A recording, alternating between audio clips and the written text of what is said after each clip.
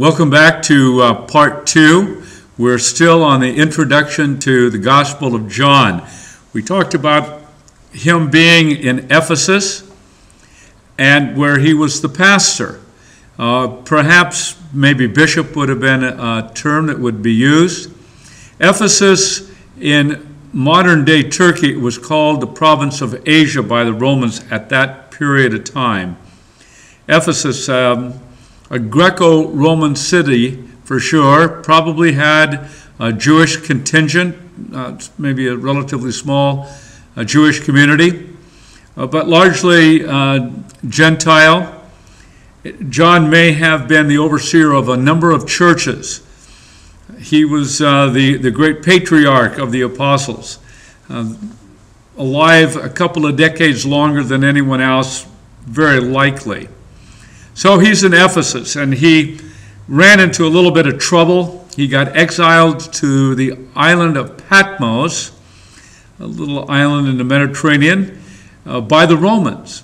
They considered him to be of some kind of threat. Some charges perhaps were leveled against him, and we don't exactly know the whole story, but he wrote the book of Revelation there, maybe the 3 letters, what we call 1st, 2nd, and 3rd John, as well as the Gospel. We don't really know if the Gospel was written on Patmos or if it was written before. We're going to talk about the dating in just a little bit. But John was the last surviving apostle, and his witness and his testimony, his ministry was very vital. They had no New Testament, of course. Matthew, Mark, and Luke may have been known by John, very likely was. We have some indication that he knew of them. And he wanted to write something entirely different, but they were not published like we have it in a Bible today or a New Testament today. That was yet in the future. For a long time, the story of Jesus was told by word of mouth. New believers or people that were just curious would have been told the story, the oral tradition, the oral communication of what Jesus said and what Jesus did. Well, as time went on, of course, it became obvious that Jesus was not soon returning. Some thought that he would, but when it became clear that we got to get these things down. What Jesus said and did is vital. This is the whole thing. As the apostles began to die and the disciples of the apostles began to die off, were killed, there began to be a need for the written word. So the New Testament documents began to be written. At John's Gospel, some have thought, and I although it can't be proven one way or another, but some people think that John's Gospel was really the stitching together of a number of sermons that John had preached while he was at Ephesus. Perhaps they were sermons that he had preached over and over and over again.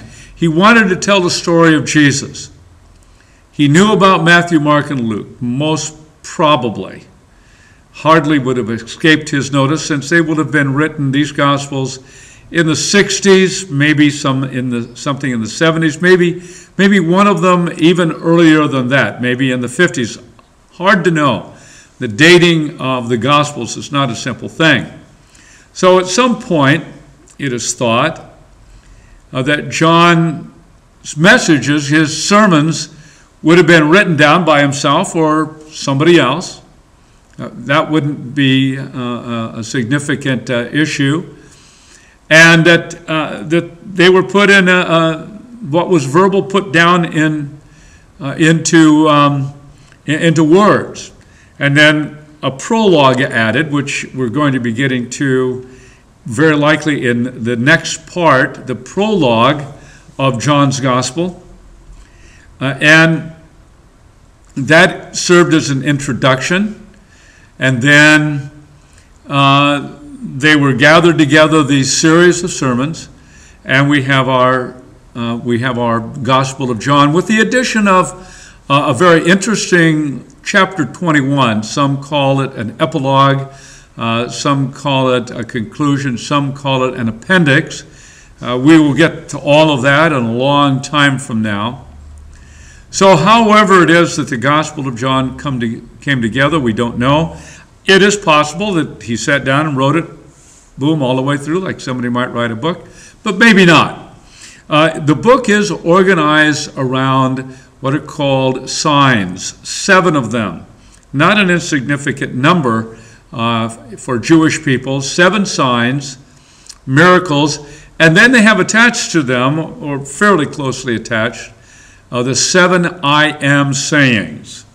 The I am sayings. We'll talk about what that Greek construction, grammatical construction, might mean.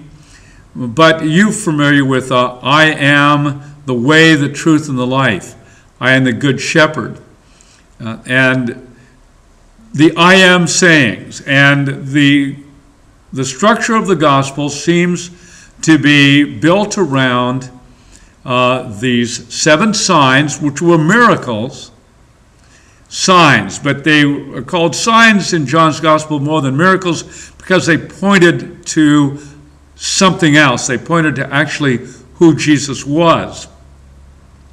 So the I am sayings with the 7 signs, and that's kind of the rough structure with a prologue and an appendix or an epilogue. And we have the story of Jesus told in a very theological way. In narrative form, long stories. We don't have, for example, in the Gospel of John, there's no birth narrative. There's no story of the baptism of John. There's no account of the temptation in the wilderness. There's no Last Supper. There's no Gethsemane. There's no ascension. There's no casting out of demons. There are no parables. We find all of that in Matthew, Mark, and Luke, but not in John. So it isn't a linear chronological construction or recapitulation of the life of Jesus. It's a theological presentation, and that's important to note. Now, when was it written? Well, we have commentators saying everything from 85 to 95. 95, probably a good time for the dating of the book of Revelation. The other letters of John, 1st, 2nd, and 3rd John, maybe sometime before the book of Revelation, maybe after, it's rather uncertain. The Gospel of John, I think there is a growing number of scholars who are pointing toward a little earlier date for the writing of John, about 85. About 85.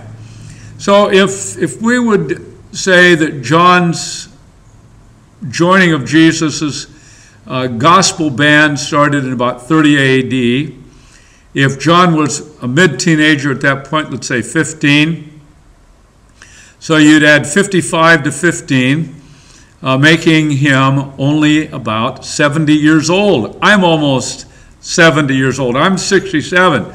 So that's not a big stretch. I'm still writing stuff. At any rate, that's about the approximate date written from Ephesus to the church at large. To the church at large. I would like to also point out, just before we close, that it does seem to be written with the Gnostics in mind. There was the Gnostics. It was a philosophical system that had existed for a couple of centuries that had got itself intertwined around Christianity, and it incorporated it in certain ways and distorted it, twisted it, and it was something that John would deal with throughout his gospel in varying ways, which we will bring up. All right, now that is going to end our introduction. In part 3, we will be beginning with the prologue to the Gospel of John. So long.